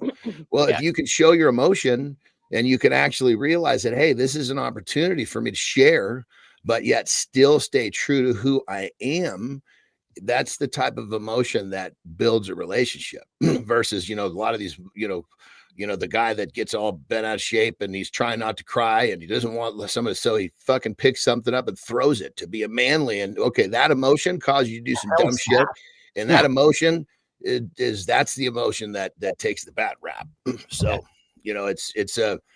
it can be a slippery slope for a male who's trying to understand how to do it and be okay with it. And that's why we've created the show, Business Athlete Nation. That's why Keith and John show up every single day to give you guys a sense of identity in a safe space. It doesn't have to be toxic. And if you have emotions, share them with your partner, share them with your wife. Because when you get these overwhelming, like when I was younger, I can remember just getting fucking overwhelmed with emotions. And like part of me wanted to break something and the other part of me wanted to sit down and cry it out. Yes. Yeah. And so conflict, right, Johnny? You be the guy that doesn't break stuff. Yes. All right. Number 3, according to research from Psychology Today, a man's sense of identity is closely tied to his ability to support his family. So number 3 in our list of 7 is he provides for you and makes you happy. Now, of course, not wanting to lean into too much tradition here in terms of, that's just what the man has to do is go be the breadwinner. The reality is, Kristina, men are wired that way. Men are comfortable in our masculinity, knowing that the happiness that we're doing is providing the things that we want our partner to thrive with and so forth. So that is another attribute of somebody who is 7 signs of masculinity is a man who's providing for you and making you, again, whether you're a male or a female as the partner, that's the man who's comfortable in his masculinity, knowing that happiness comes from making you happy. And John, you talked about it. You love making Terry happy. I love making Lauren happy. Lauren last night was like, I need to go get a burger. I'm like, I'll get your burger. She's like, no, I know you will, but I don't think I need to have a burger at 10:30 at night. I'm like, no, you don't need to have a burger at 10:30 at night. John, I'm thinking about you, man. I was, but anyways, I will do whatever I can to make my partner happy. Kristina, lean into this conversation. Just make sure you know what that actually is, what their happiness is versus what you define it to be, because oftentimes we think we have a definition of happiness as we've been raised by it. Oftentimes we're raised with parents that define happiness not with presents, but with gifts, with presents. That define it with money, that define it with things. So you have a job as a partner. My job was to learn what is happiness for my wife. My wife does not need much. She does not need much to be happy. She needs me to show up. She needs me to support her. She needs me to say, what the fuck can I do for you when shit is bad? And she can tell me, not me going and rescuing the day and putting on my cape and saying, I'm going to fix this for you, babe. So the first job that you have to do is define what is her happiness, what is his happiness, and how can you then support that with what you have. Yeah. So sorry to laugh, but John, Lauren's got a comment here. What did she say? Do you want to read that comment? I could barely For see the record, John, I did not get a cheeseburger at 10 p.m. You were in my head. I went to bed so I didn't have to think about it. Very nice. Very nice. Atta girl. You have permeated all of our psyches, John. The amount of times we all think about you throughout the day it's unfathomable, to be honest, in a great way. Well, but keep in mind, if that burger was a grass-fed organic piece of meat, you know, and it was Pull actually it out of your pocket with your baggie and just you know, shove it that down. I don't want this idea that a cheeseburger can never be a part of your life. It just needs to not be a highly processed version of a cheeseburger. Well, probably not at 10:30 at night, Johnny. You know, Yeah, the time is a whole nother part of the equation. Now, granted, if you're up at 10:30 at night is your fucking breakfast, that's different. But we know that's not the case. Yeah. Well, we were coming over from Carter's late in hockey, and we drove by the A&W. I'm like, am I stopping for burgers? She's like, no. Then we got home, and it's fuck like, A&W. For the love of Christ, what were you even doing looking that direction? Good night. Okay, we got to get on with the conversation before Andersen gets his emotions out of check here. Hey, let me add to this real quick. You know, is that I so get this part because the old me, the old me would basically defend myself with the fact that, Terry drives her dream car, the fact that we have a house in Mexico, the fact that we have a place in Tahoe. That would be the old me defending my poor behavior with the shit that I've given her or have for her. Yeah. The new me realizes that stuff that's kind of like that's like the side dish. It doesn't matter if the fucking main course is not there. None of that stuff really fucking matters. And so when it comes down to your house in Mexico on your own. Yeah. Yes. Yeah. I mean, fuck, there's been times where she says, I'm going to fucking Mexico. You stay here, motherfucker. So, but what I'm getting at is that all that stuff is fucking great. But if you're not actually connecting, that's the stuff that matters. You know what I mean? And so I guess and I've been on both sides of the fence. I tried to use the material things to defend myself, and all that does is literally like throwing fucking gasoline on an already thriving fire. They're just like, who the fuck are you? And what do you think what really matters to me? That's right. You defined it. Yeah. And we're going to segue into that next one here on 7 signs a man has healthy masculinity and will make a great husband. And coming up in a few minutes, we got the happiest classic rock song of all time. I know we got Andersen and Flynn wondering what the hell that answer is coming up in a number of minutes here. But right now we're continuing our conversation on the 7 signs a man has a healthy masculinity will make a great husband. Again, whether you're looking for a female partner or a male partner, this is the 7 signs that you're looking for. And the next one is Flynn. Check this one out. It is this idea of he embodies integrity. John, do your words match your actions? Do you take responsibility when you make a mistake? Can you apologize when it's necessary? Oh, man. I got to jump on this, man. Yeah. Just had a conversation with my middle daughter yesterday about how the fact that they heard from the time they were little, you need to own your word. You need to honor the word to yourself. When you say you're going to do something, you need to do it. It's for you first. And so if you're a person who says all this shit and doesn't actually follow through with it, you're basically, I mean, if you can't do it for yourself, if you can't honor what you say you're going to do for you, how the hell is anybody else going to believe you? Yep. And when it comes down to it, especially for your loved ones, if you say, yeah, I'm going to do this and you don't do it, whether you like it or not, that's deteriorating the trust and the love and every adjective you can think about in a relationship. When you say you're going to do something and you don't do it, that's a problem. Yes. Johnny and Kristina, we've got a great comment coming in from our resident always tuning in listener, viewer. I'm a huge fan of yours. Flynn, we got to get him on the show, man. He's always participating. Yeah, Rick Clout. I hope I'm saying your name properly, Rick, but I'm looking over the horizontal camera over here.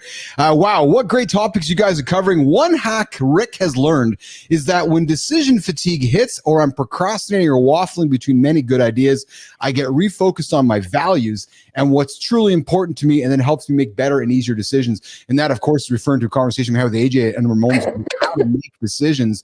And so I appreciate that comment, Rick.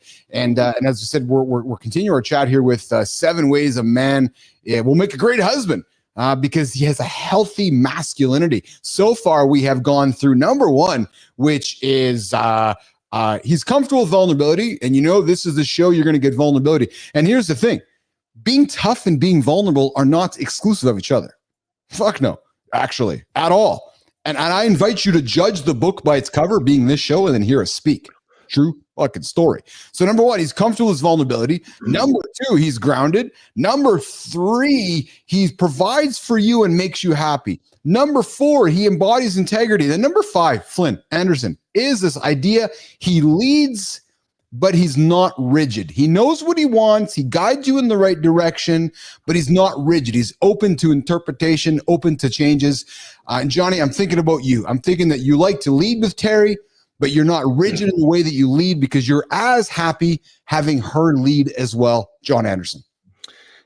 You know, I am rigid and I am very scheduled. And you could look at the way that I live my life as like, maybe some people might think it's too structured. It's too this, it's too that. Well, for me, that's what creates, you know, my serenity, my happiness. But when it comes to Terry, I have to make sure that I have that spontaneousness. I have to make sure that that other side of the equation, it's kind of like if you don't, if you don't know sweet, how do you ever going to understand what sour is? Yeah. And so to have that contrast, I am a certain way that I am for me, but then when it comes to her, I need to break free of that and give her what she's looking for. Like, you know, like the spontaneous walking across the street, you know, it's a busy street and, you know, literally stopping in the median and just fucking dancing with her, dipping her in the middle of just the craziest little goofy things to show her affection. That's the kind of stuff that for me, I feel is really helpful to kind of offset the parts of me that can be a little bit too scheduled or rigid or whatever you want to call it. Yes, because what you won't get here in this show and with our platform here is this idea of toxic masculinity. Because toxic masculinity nation sees things one way only, his way. Yep, true story. So healthy masculinity, which is what we like to provide here and inspire, is this idea of adjustment and changing course when necessary with your partner. Not trying to bulldoze the situation, being open to how things might change. Most importantly, being curious. So gents, lead, but not with being rigid. And as John himself said, he's rigid, but rigid to a point when it comes to his relationship with Terry. Number 6, Johnny, he asks for and accepts help. A man expressing healthy masculine energy knows he doesn't always have the answer. And I've known you now for 6, 7, 8 months. I know you never always know the answer, and you're not afraid to admit it. And you seek the help you desire. Talk about this. You ask for and you accept help, John Andersen. Well, I mean, and that's like directly with Terry. Well, there'll be times where I'll say, honey, I need you. You know, yes. I need to talk to you about this. And it's, you know, not about her. It's about, I mean, sometimes it can be about her, but sometimes it can be about us. But in many cases, it's just about me trying to understand a situation. And I'm like, I know that she's going to bring a perspective that I can't see. And I value that.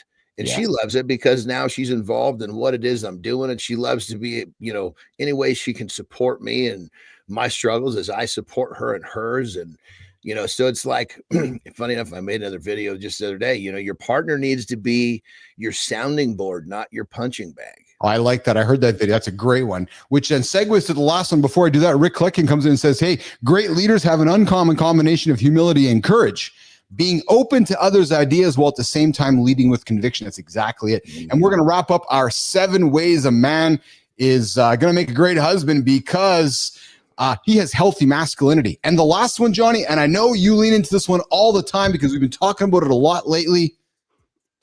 He's not obsessed with being right. Johnny, what do you say all the time with this statement? Yeah, I don't need to be right to be happy. I want to be happy first. So if I'm wrong to be happy, please tell me I'm wrong. And another thing too, when I'm wrong, that means somebody's teaching me something. And it's like especially when you believe you're right, and all of a sudden you're like, holy shit, I was wrong. And look at this. Look at this knowledge I just gathered. Or, you know, in a relationship, like, holy shit, I didn't understand that I offended you. I'm so sorry. That was not the intention of my statement. And that is fucking me. I sometimes will, I mean, I premeditate what I'm going to say, but sometimes it just, you know, what's in my mind doesn't make it out my mouth very clearly. And so I'd say, let me rephrase that, please. First off, I'm sorry because I didn't intend to say something to have you, you know, put you down the wrong path. Let me try this again. And, you know, being able to say you're sorry. Some people, it's like fucking acid in their mouth. You know, when Mm. when you ruffle someone's feathers that you love, and it's accidental, that is not on purpose. So I'm happy to say I'm sorry, and more importantly, I'm happy to be wrong if it's going to make me happy. Oh, I love that. I love that. All right, 7 signs a man has a healthy masculinity with Keith, John, Kristina, Flynn, working towards wrapping up the show here. And I know, Johnny, you got to rock and roll here, but before you do that, I promised you guys all that I would reveal the happiest classic rock song of all. Imagine he didn't, John. Imagine he just was like, all right, John, see you later. And at this point, I am going to reveal this song, and I'm just getting myself set up here. Is this based on a statistic, or is this just like, yeah, so it's like a poll? Yeah, there's been science. So according to science, they have found the happiest classic rock song of all time, which talks about creating dopamine inducing. So the song that creates the highest dopamine reaction, and it's not Dancing Queen by ABBA. It's not the Beach Boys' Good Vibration. They did a scientific test. And Jimmy, are you ready? I'm ready. I'm going to get this over here, and I'm going to put this over here. And then we're going to actually play this for Nation. The happiest classic rock song of all time. Jimmy, you ready to rock? Before you say it, what was the poll? Was this like a certain group of people? What was the... Yeah, like, is there a sample size here? Is there an organization associated with it? Yeah. I'm going to find that. Is this a Canadian thing, or is this a worldwide thing? I mean, because a classic rock song like this is universal across the global, territories. Yeah. So Dr. Jacob Joly sought to identify the happiest, most dopamine-inducing songs of all time. And he looked at songs that were 100 and 150 beats per minute. And he found that around 109 beats per minute was the sweet spot for the folks that they surveyed. And admittedly, I do not have the stats here around the data, but how many people were surveyed and so forth. But it was looked into, was it 100, 120, 150? What was the beats thing makes sense because it's a rhythm. It's a pattern. This makes a lot more sense now. That's right. So we are going to now reveal the happiest song of all time is, Nation, this song right here. And we all have heard it before. For the love of Christ, brother, play the son of a bitch. Oh my God. Interesting. Okay. There we go. Eye of the Tiger. No shit. The happiest classic rock song of all time is Eye of the Tiger by Survivor. A little rock the song. So yeah, I was gonna say, do you think the happiness stands without the association with the movie? Or no? I don't know. It's interesting, but there's some science there for you guys to wrap the show up. We teased at the beginning of the show here, which was the happiest classic rock song of all time. Eye of the Tiger by Survivor. So if you're getting your day started, you want to be happy? That helped me do some amazing right to the top shit. of the steps. I'll tell you that song helped me do some crazy shit, and I say in a good way. So I bet it did, right, Johnny? So that song's been out for a while. So I got to ask, I'm sure that song you've probably entered into stadiums, arenas, or in the gym, or just shit in your ear where you've achieved crazy shit, right? Yeah, oh yeah. I mean, you're always looking for that thing that will, especially when you're young and you're trying to figure out how to kind of turn off that pain switch. You're looking for something that you can kind of tell when your body's giving you that opening. Okay, I'm going to be able to endure some shit right now. You better go. You better go right now.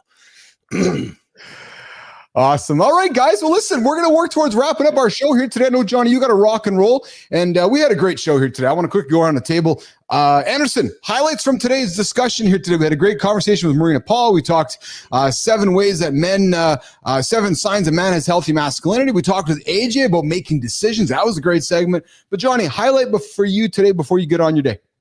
I mean, AJ is always right at the top of the list for sure.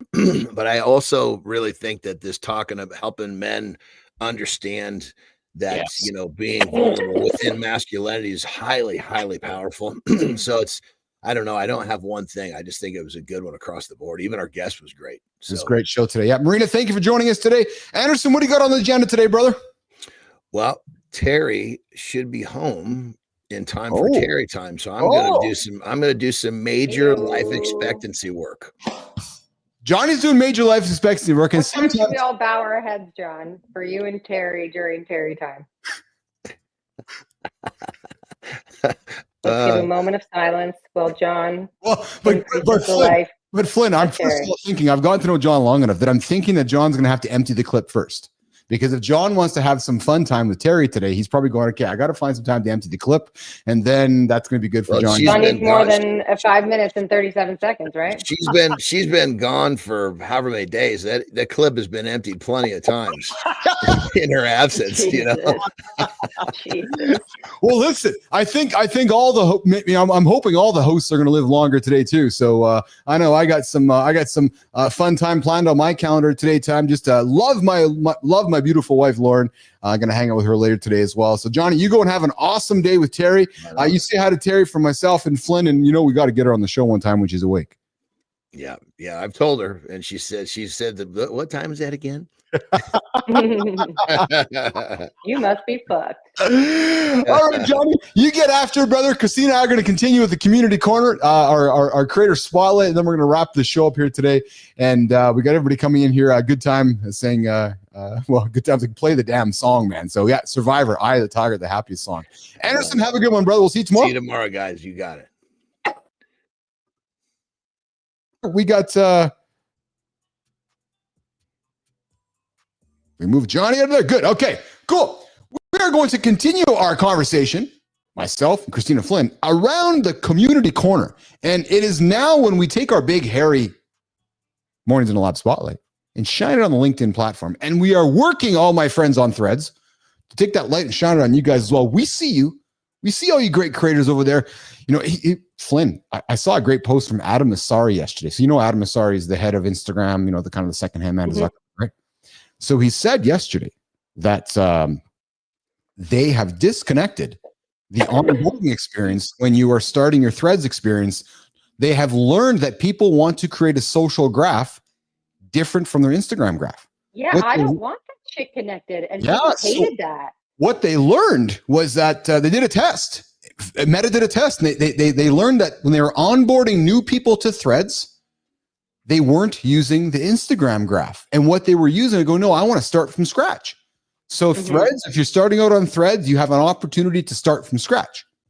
A lot of power. What about us who didn't do that? And now we're stuck with it. I don't know what to tell you. But listen, I know what to tell you, Flynn. I know that we have somebody you introduced to me this morning. You're like, hey, we got to shine this person. We got to put the creator spotlight on this person. Go, okay, let's do that. So today we got a purpose-driven founder. Jimmy, here's the hook to cut this thing up, man, later. We got a purpose-driven founder. This creator transitioned from a career as a financial analyst. Oh, sorry. I don't blame him from going from financial analyst either to launching Purpose Performance, Flynn. Yeah. And Nation, we're hoping Flynn's going to last because we know her lung is dying. I'm on the struggle bus over here, but we're doing it. Flynn, creator. Flynn does not want to be basic. So Flynn's just showing up with everybody here. But listen, this creator is leaving his financial analyst career to launching a Purpose Performance, helping dads find purpose through faith, family, fitness, and finances. The 4 Fs. Yeah. A champion of intentional living. This fellow has a focus on what truly matters, Kristina. He coaches others to lead lives of purpose, balance, and impact. Oh, I love this. He's a faith-focused performance coach. And, we've had a lot of guys of faith come to the lab here. You know what I love about it too, Kristina, is that the folks we've got coming in, nobody's pushing faith. It's like this. No, it's part of my life. It's a part. It's a belief that I have, and I look to God. I look to my God over here, but nobody is coming in here and pushing their beliefs on us, which is what I love about the humans coming through the lab here. But this fellow who we're celebrating today, a faith-focused performance coach through his work at Purpose Performance. He equips dads to live intentionally and set a strong foundation for their families. Today's Creator Spotlight for Mornings in the Lab with Keith and Friends. And Jimmy, I'm getting it while Flynn's doing the old drum roll. This morning, it's going to be, yes, keep going. Ewan Bain. So, Ewan, not Evan. My neighbor's Evan. I got an Evan and a Ewan next door. Ewan Bain, good morning. We are celebrating you here this morning for the Creator Spotlight, and we are celebrating you. Why Kristina Flynn? Well, I came across Ewan months and months and months ago, and he was doing a lot of videos while running. So I was like, who's this fitness guy? What's going on here? And to be able to maintain the cadence in your voice while also running is an incredibly difficult task. So I thought, I was just like, props to you, Ewan. And I dug in deeper. He's a dad, he's a family person. And yeah, this journey of transforming from this financial analyst at a company to be, you know what, I want to focus on performance. He was an athlete, he is an athlete. And he's like, there's something here that I can bring to the world based on my unique skills and experience and expertise.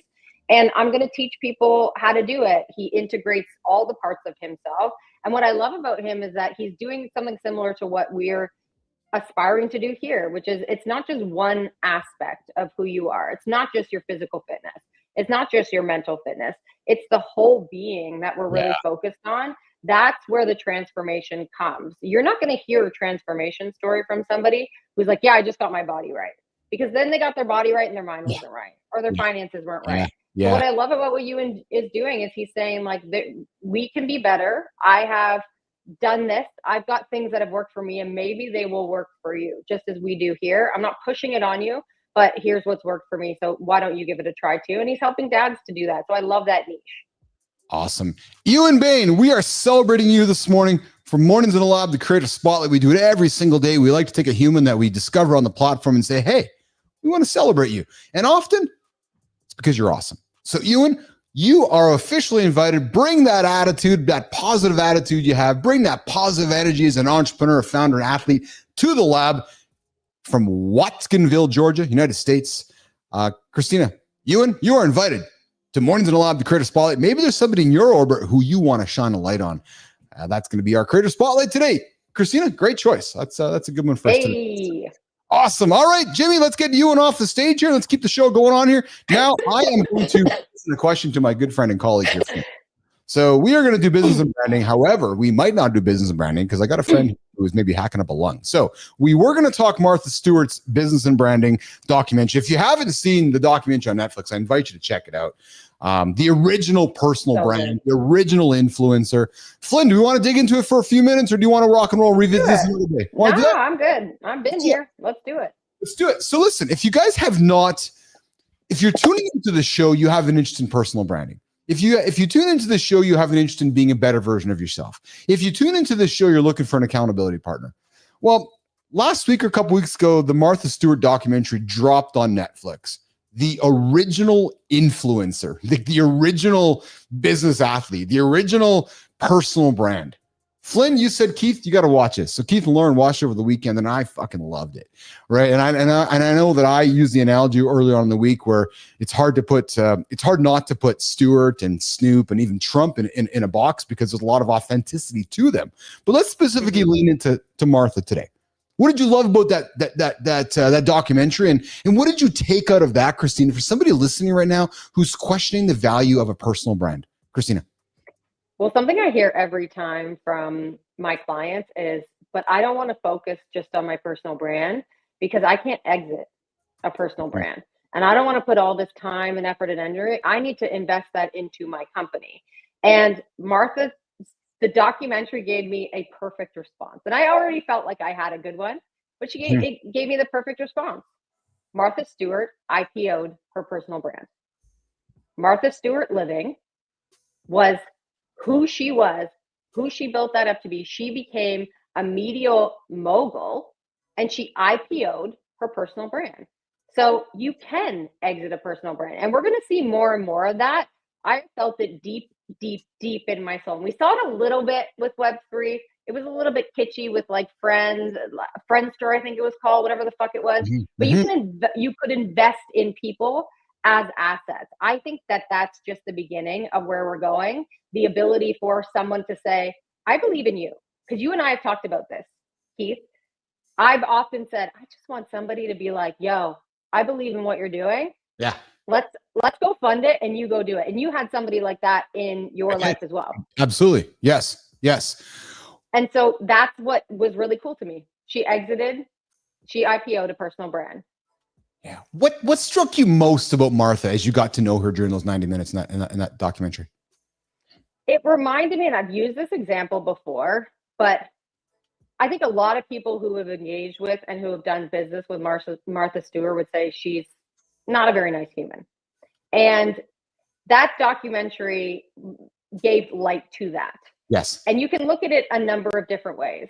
What is a nice human in business? For her, she didn't give a shit about making things flowery. She didn't give a shit about the impact that what she said had on her team.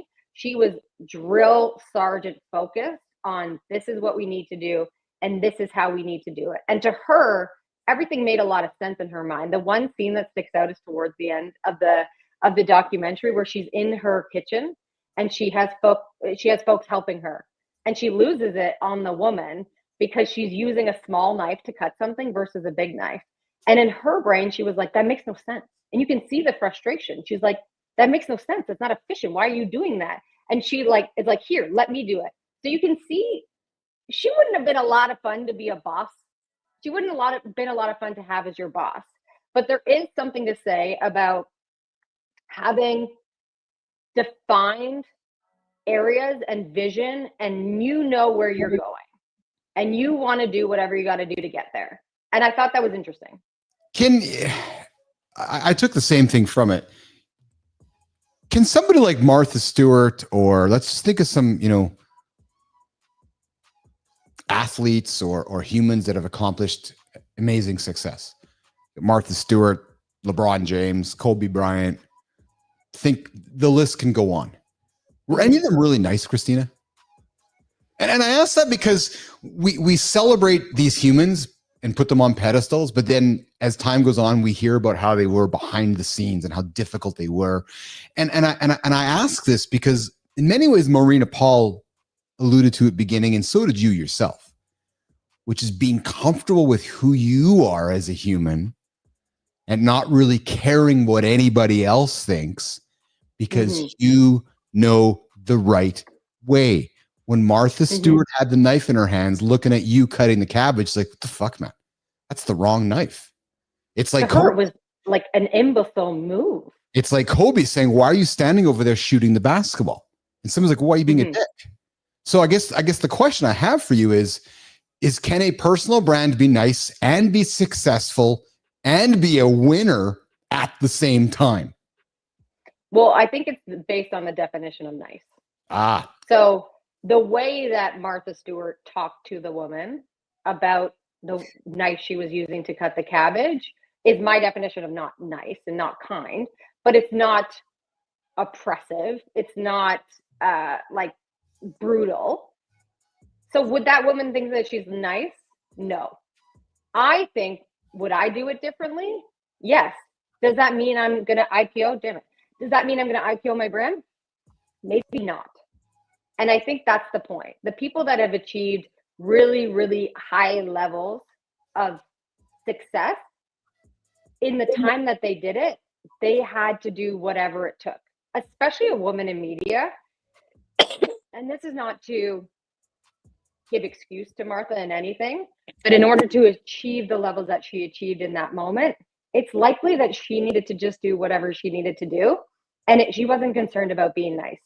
A lot of people's opinion of you is going to be that you're not nice. And it may just be that you didn't talk to them with flowers and you didn't talk to them in the kindest way, or you didn't pay attention to them. I think the point that we were raising earlier was like, you kind of can't care about that. To me, I have a definition of nice. That might not be some of my team members' definition of nice. What do you think?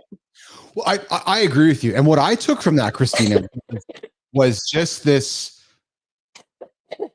perspective of she wasn't in an authentic situation to be herself at that point.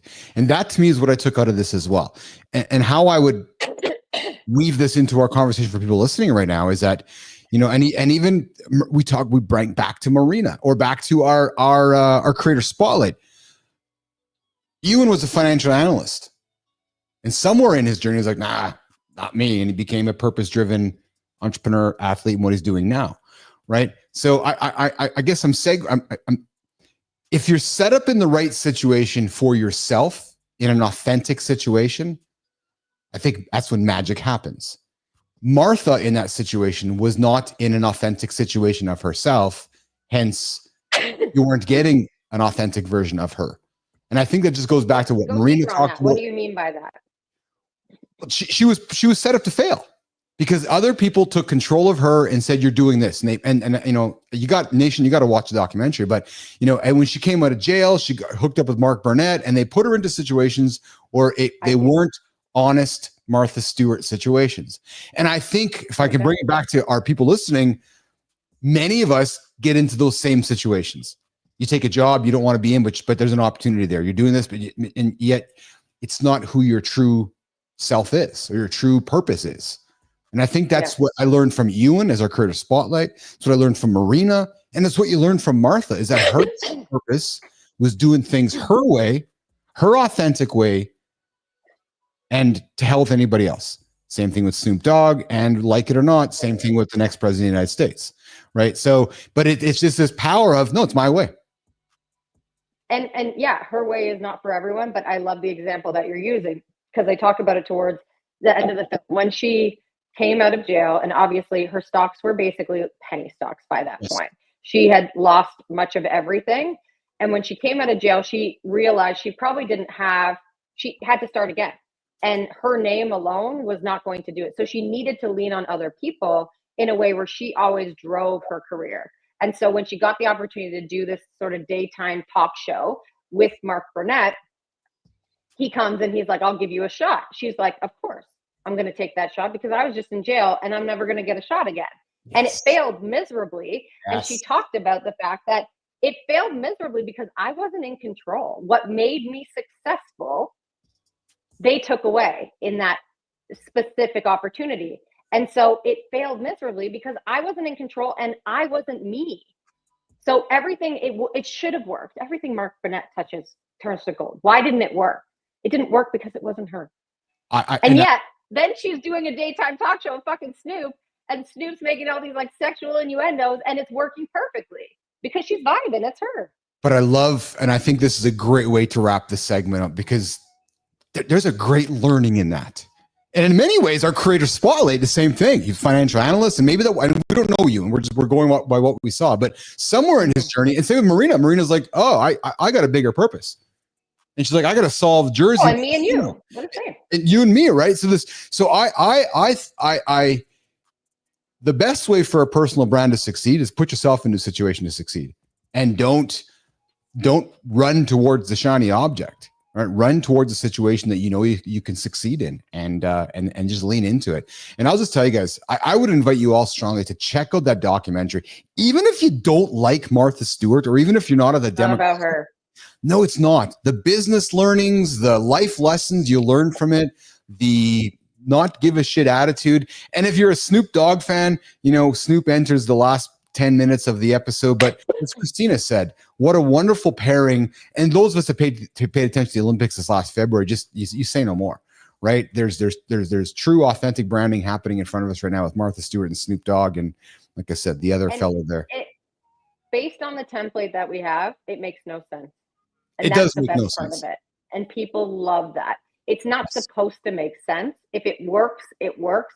It's oftentimes what we've talked about. When I first saw you and John and Marty, I was like, these guys are every definition of like toxic male. Like just looking at the physicality. Yes. And I was like, I don't know if this is the right thing. I'm really nervous about this. I'm really scared. And then the way I described it to people was, then you started talking about kindness and empathy and being a better man and being a better human. And I was like, this doesn't make any sense to what I know. And that's why it's so fucking cool. Yes. Because we need to see different. Because what we've been doing, that can't make sense. We can't call that sense. Yes. We just call that what's been. So let's do something a little bit differently, even if it doesn't make sense, because that's what people are really, really needing right now.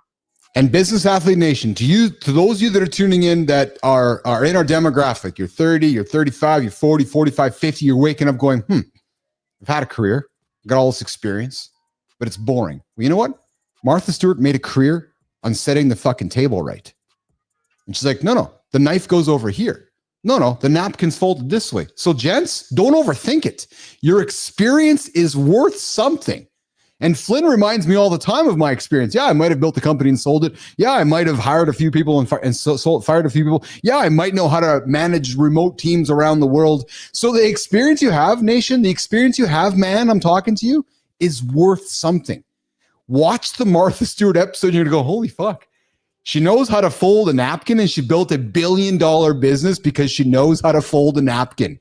Hold on that statement for a second. And no rocket science. There was a market opportunity.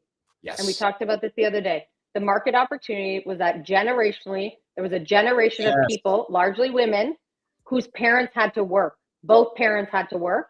And so they didn't know these things. There was still the expectation that they would show up every day and they would keep the house and everything would be beautiful. The way that they set a table, the way that they hosted parties, everything would be beautiful. And yet they didn't know because they didn't spend decades in the kitchen with their mom. They didn't spend decades learning how to do these things. And Martha was like, well, I know how.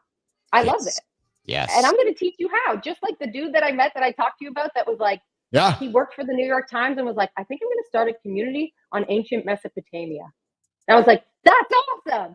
Because there's some people out there that love ancient Mesopotamia just like you do. So if it's super fucking random, that's awesome. All the better, actually. If you love it. All the better. All the better. All right, listen, we're going to, listen, if you haven't seen the episode, it's on Netflix. Before you watch the Tyson and Paul live fight tomorrow, but we're not.